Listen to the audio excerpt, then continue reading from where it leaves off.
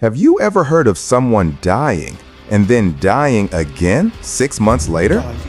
Tonight, we're diving into one of the strangest financial mysteries in modern tech. The story of a crypto founder who supposedly died on vacation, but months later, money started moving from accounts only he had access to. This is the chilling tale of Nolan Pierce, the tech founder who died twice. In the chaotic world of cryptocurrency, trust is rare, and power is dangerous. But Nolan Pierce? He wasn't just powerful. He was brilliant, eccentric, and obsessively secretive. Some say he was a visionary. Others say he was a con artist. And some believe he uncovered something he was never supposed to see. Because when Nolan disappeared, billions disappeared with him. Chapter 1: The Prodigy. Nolan was the kind of kid people described as quiet but scary smart. At 12, he hacked his school's grading system, not to cheat, but to see if he could. At 16, he wrote a trading bot that turned pocket money into tens of thousands. By 19, he dropped out of college to build LuxCoin Exchange, a platform that would become one of the largest crypto exchanges in North America. But behind the genius was something darker.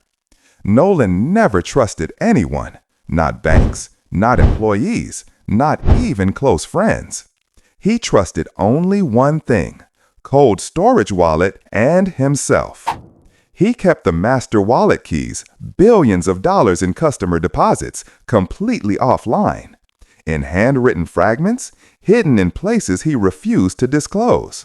When asked why he alone controlled everything, he gave the same chilling line: if everyone has access, no one is safe.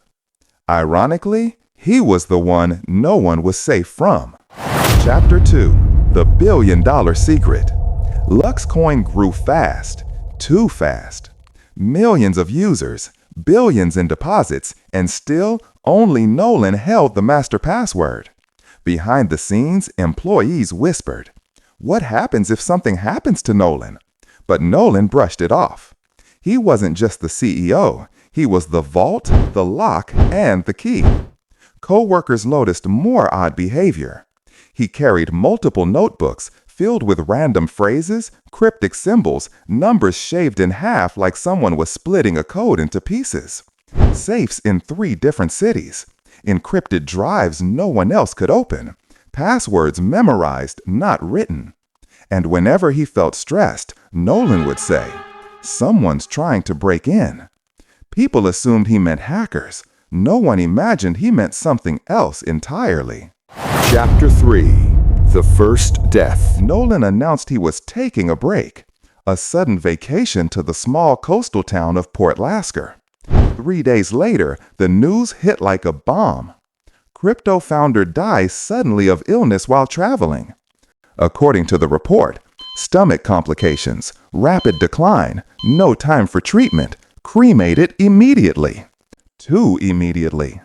Investigators would later point out that the cremation happened hours after the reported death, with no second opinion, no independent verification, and no witnesses outside a mystery wife no one at LuxCoin had ever met. And because Nolan was the only person with the keys, LuxCoin died with him. $1.3 billion locked away forever. Customers furious, regulators scrambling, and Nolan gone before anyone could question him. At least, that's what people believed.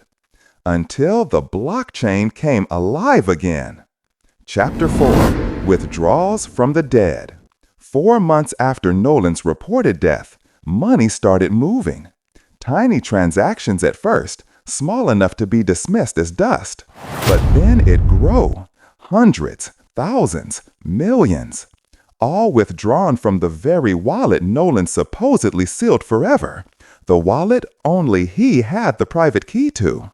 Experts analyzed the transactions and agreed. This was no hack. This was someone who knew exactly what they were doing. Someone with the correct signature. Someone with the private keys. A dead man was moving money. One analyst said, "It's him. It has to be him. There's no other explanation." Or maybe there was. Chapter 5. The Second Body. Authorities reopened the case. Travel logs didn't match. Medical reports had discrepancies.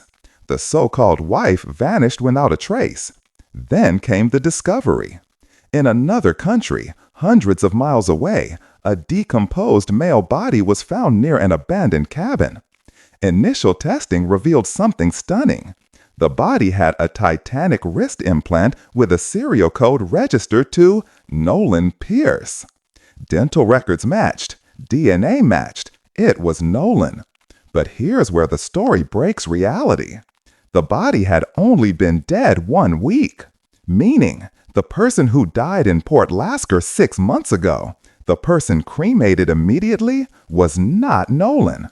Someone was used as a decoy, a body double. And Nolan, he'd been alive the whole time. Alive and moving money until someone found him. Chapter 6. The Safe House Video. 2 days after the real Nolan's body was found, a video leaked anonymously. Grainy footage, time-stamped 2 weeks before his real death. Nolan stands in a small room, pale, shaking, pacing like a hunted man. He whispers, "They want the keys. They want LuxCoin.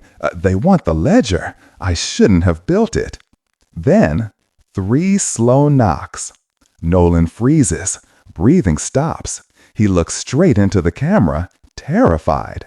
The video cuts to black. No one knows who filmed it, or who was knocking, or why Nolan seemed certain someone was coming for him. But investigators began to suspect one thing. Nolan didn't fake his death alone. Someone helped him disappear, and someone decided he was worth more dead than alive.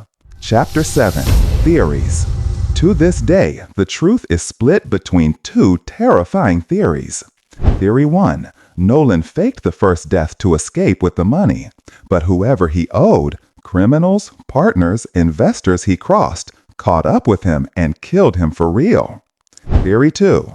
Nolan never controlled the escape plan.